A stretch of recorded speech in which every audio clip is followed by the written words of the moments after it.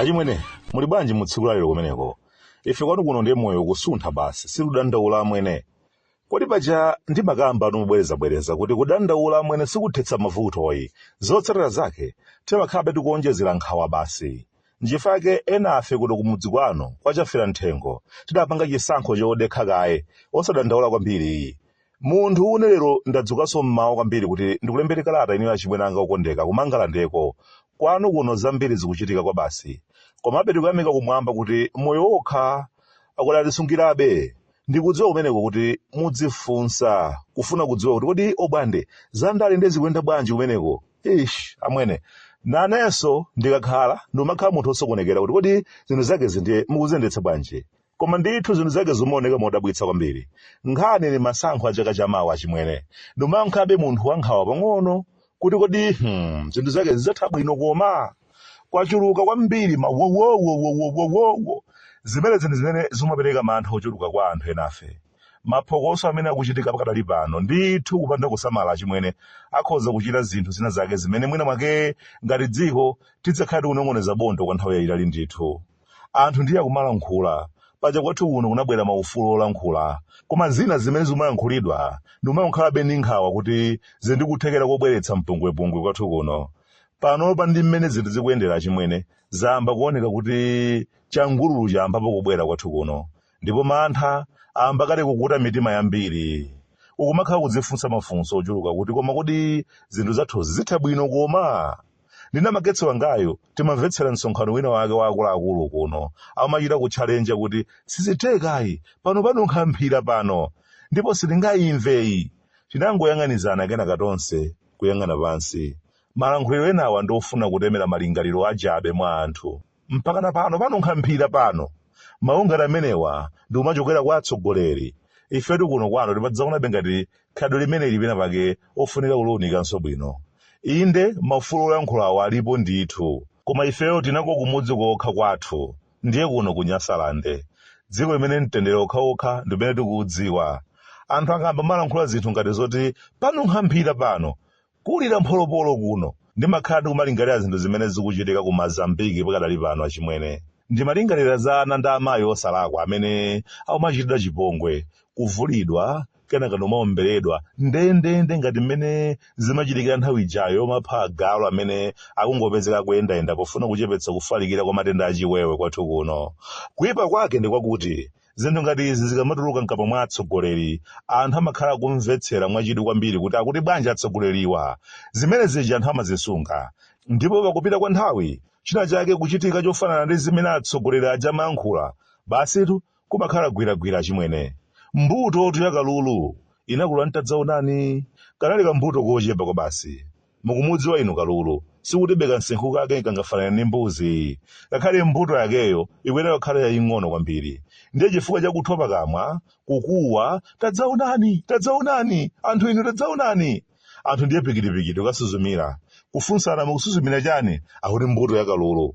Zina zimene tikulankhulitsazi anthu amagwira zimenezi, ndipo china chake kungochitika angakhale chitachitika mabwinobwino kuvomereza kwake kudzavuta ndiye kudzakhala kukhetsa mwazi. Ine zimenezi mukandifunsa ndikuwuzani kuti ndi zimene zimandiopsa kwambiri achimwene. Ndikumakumbukira kwambiri zina zimene zidachitika kale m'mbuyomu kwathu komwe kuno. Ndikumakumbukira chinyamata oposa 20 amene tidafotsera mu mzinda wa Mzuzu pambuyo pa zipolowe. Nthawi zonse nkhani za masankhozi zichewa zina zimene anthu ena akakumakamba zikumandikumbutsa zithunzi za anyamata amene aja ali lamba ku nyumba yachisoni, abale awo manja ali nkhosi, ana awo komanso akazi awo akulira mosatonthezeka pozenika kuti awadulira nthuzi, ana awaphera tsogolo, akamalira makolo awo kuti achimwene mwapita tinkadalira inu. Ine mtima wangawo umafuna kusungunuka. Thandizo lathu limachokera kwa inu, koma kuti ndiye mwapitamu atigwedza njani ndani. Pano ana akukula okha opanda bambo. Ziganizo zina zimene ena ake adapanga nthawi imeneja zinatsogoza anthu ena ake kuli chete, kubweretsa umasiye kwa anthu amene sanayembekezere kuti ukhoza kubwera nthawi imeneja.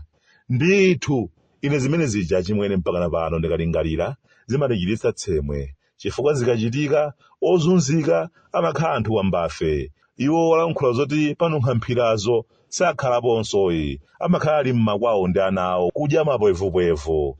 Ifeyo tokhatokha timatotokolana mphuno.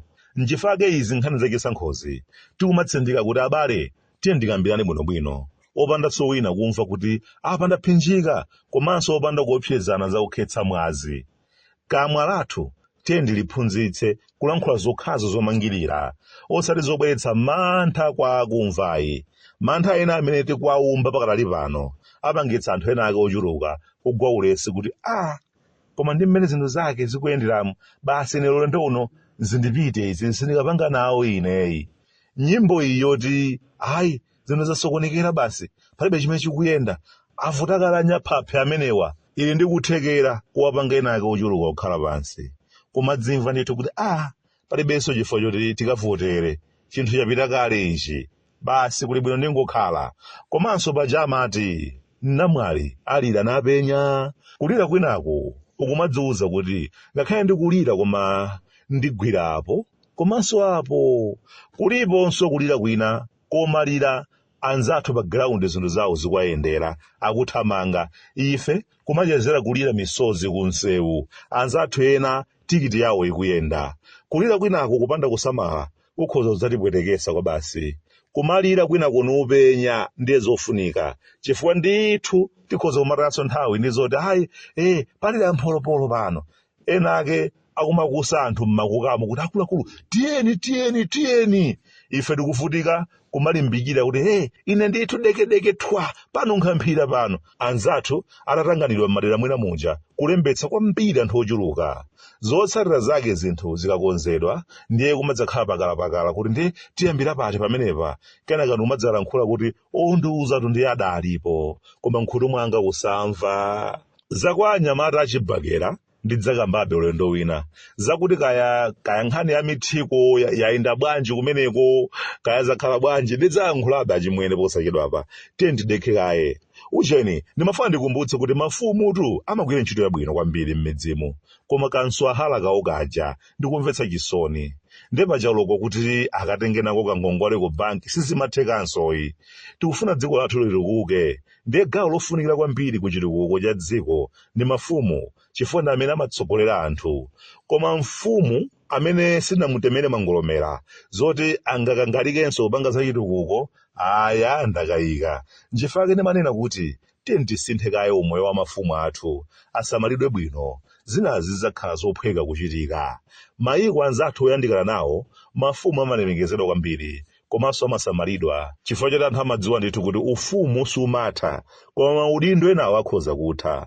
Ndondomeko ya mphamvu kwa anthu njotheka ndithu kwathu kuno koma mafumu asamalidwe apatsidwe mphamvu. Apo tizingozungulira malo amodzimodzi ndatukwana ngati